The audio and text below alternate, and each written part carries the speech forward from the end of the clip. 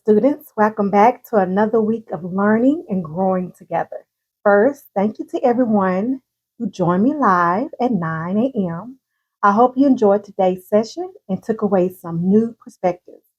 And as always, don't forget, join me live in Zoom. That's where we go deeper into the discussions, ask the tough questions, and really bring the law to life. Now, this week, we explored a very serious and thought provoking topic, the right to die, also known as the death with dignity laws. More and more states are adopting statutes that allow individuals the right to make end of life decisions with autonomy and compassion. We walked through several landmark cases that shaped this area of the law, including Karen Ann Quinlan, Nancy Cruzan, and Terry Schiavo. These cases help define how courts interpret a person's right to die and choose how and when to end life sustaining treatment. We also examine some recent cases involving minors, children, and those raise even deeper ethical and legal questions. Here are some of the powerful questions we discussed.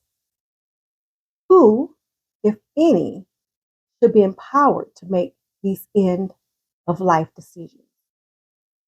What about minors? Are children, should they even have a say in that decision?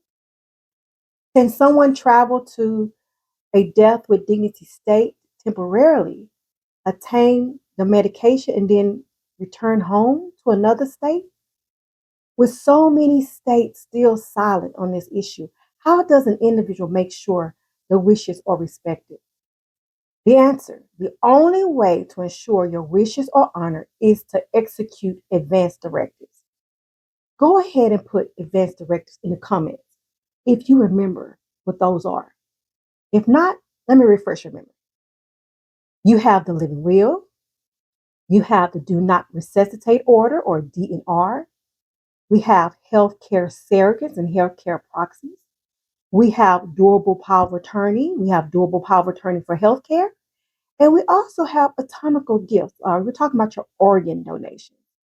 Each of these allow you to make your healthcare preferences known before a crisis even happens, protecting both you and your dignity and your family from uncertainty. So, is it worth it? Why even bother creating advanced directives? I'm going to tell you, many people who have done this, they say yes, absolutely yes, because having control and clarity over your end of life choices is one of the most compassionate gifts you can leave for your loved ones. If you're still not sure, let me tell you, I highly recommend that you go and watch the documentary called Extremists. You can find it on Netflix. It gives a powerful look inside these real life decisions and the impact they're going to have on families and healthcare systems. Now, if you want more information, I need you to comment death with dignity below. And remember, I'm always here to assist you.